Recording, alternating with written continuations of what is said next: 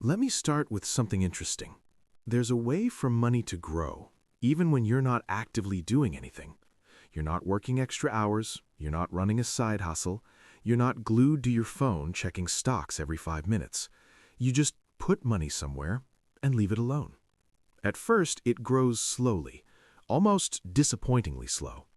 But over time, something strange happens. The growth starts speeding up.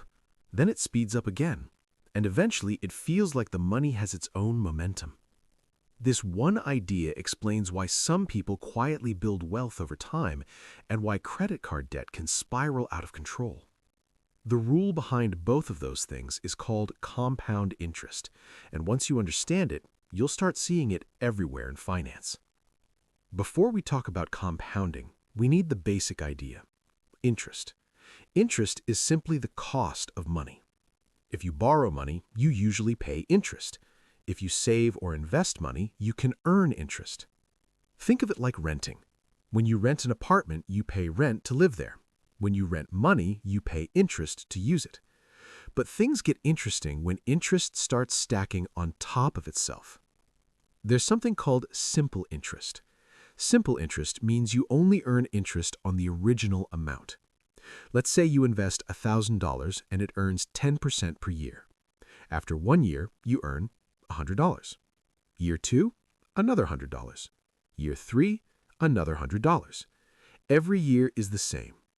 Nice and predictable, but not very exciting. Most investing doesn't actually work like this. Compounding. This is where compound interest comes in.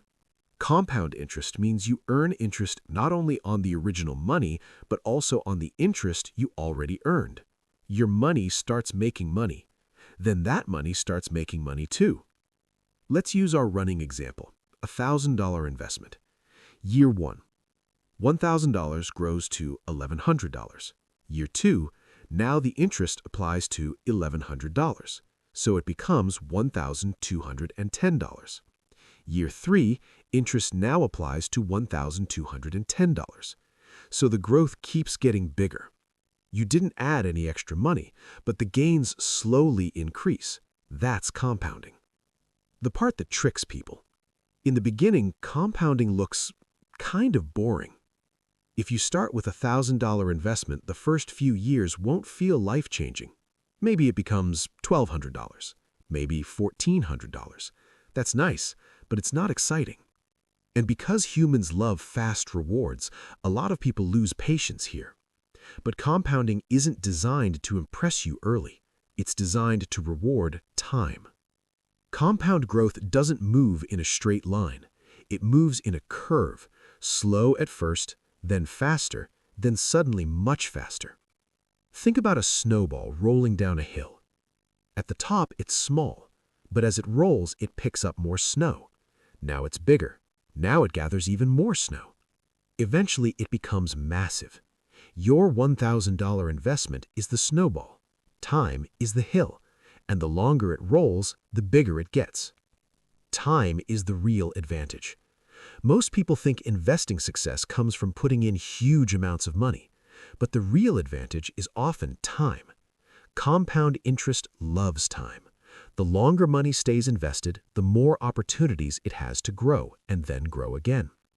Someone who starts investing earlier often ends up with more money than someone who starts later, not because they're smarter, but because their money had more time to compound. The snowball started rolling earlier. Compounding doesn't only work for investing. It works for debt too. Credit cards are the classic example. If you carry a balance, interest gets added to what you owe. Next month, interest is calculated on the new, larger balance. Then it happens again and again. That's compound interest working in reverse. Instead of building wealth, it builds debt. Same rule, different direction. So why do so many people ignore it? Because it requires things humans aren't naturally great at: patience, consistency, and delayed gratification.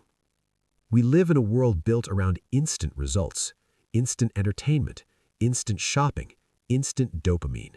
Compounding is the opposite. It rewards people who start early and stay consistent. Interest is the cost of borrowing money or the reward for saving it. Simple interest grows only from the original amount. Compound interest means interest earns its own interest.